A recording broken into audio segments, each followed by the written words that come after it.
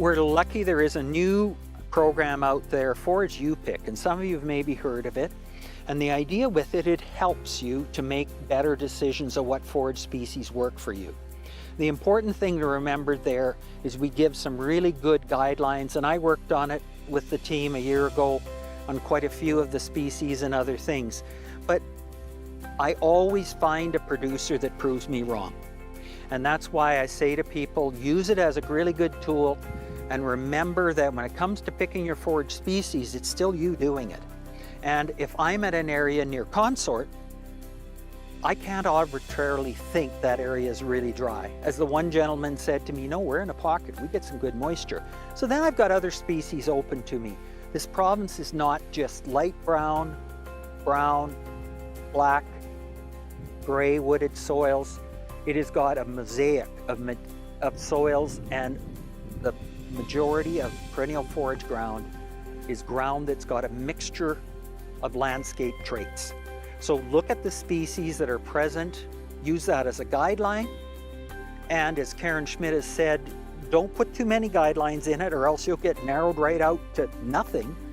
So you want to pick a little bit, what's your biggest limitation, and then look at what you've got. If you're concerned about saying, why would sandfoin be a species of choice for me? And I've had people call and say, well, it doesn't live very long, does it? Well, the new varieties do. And at the same time, how long they're going to live is going to be a lot of function of management. So yes, I'm saying to people, talk with us about it. We'll strategize, discuss it as we gain information on what the situation is. So these forage tools we've got are great tools.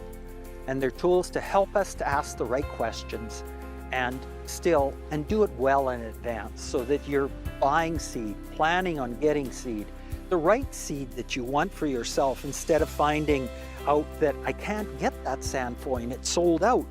Well, I'll just get another one. There's a lot of different, Surya Churia who bred these worked really hard on addressing the weaknesses in them. And we've used a lot, I myself have used a lot with weaknesses, and they are a challenge. So pick the ones that make it easier for you to succeed. And with that, you've got species, you've got cultivars.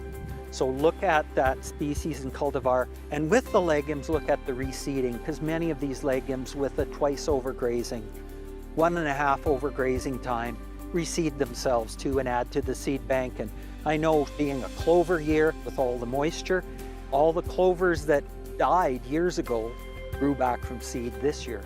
And so they're another cycle. There's another cycle unfolding, and how long we keep those clovers in there is based on our management.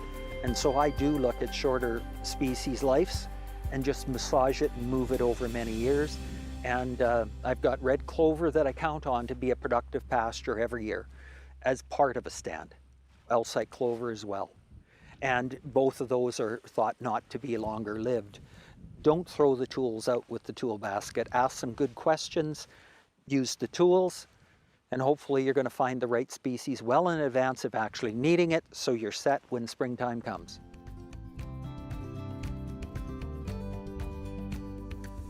Union practices what they preach, so they try it at home themselves. And I've got every legume on my own place. Cura clover, bird's foot trefoil, I've got it. All the tame legumes, and some native ones as well through management. The point is that if we don't know, we won't try to tell you we do. I call Graham, I can call Ben Stewart, I can call Mark McNish. The idea is, when we don't know, we draw on each other for resources and come up with what we think could be options for you. And with all of that, it is simply a best suggestion and a well thought out plan that you're going to make yourself, because it's you that makes the decision in the end. And with that in mind, we wouldn't sell something to you we wouldn't seed ourselves. I shouldn't say that quite right, because I've got a lot more moisture than you in a drier area, so we got species differences that I would recommend for you probably as we talked. But again, we'd question if we didn't think it would work for you, if we draw on our resources, or not push you into any corner that we thought could take away from a profit margin for you, satisfaction for you, and success for us thereafter.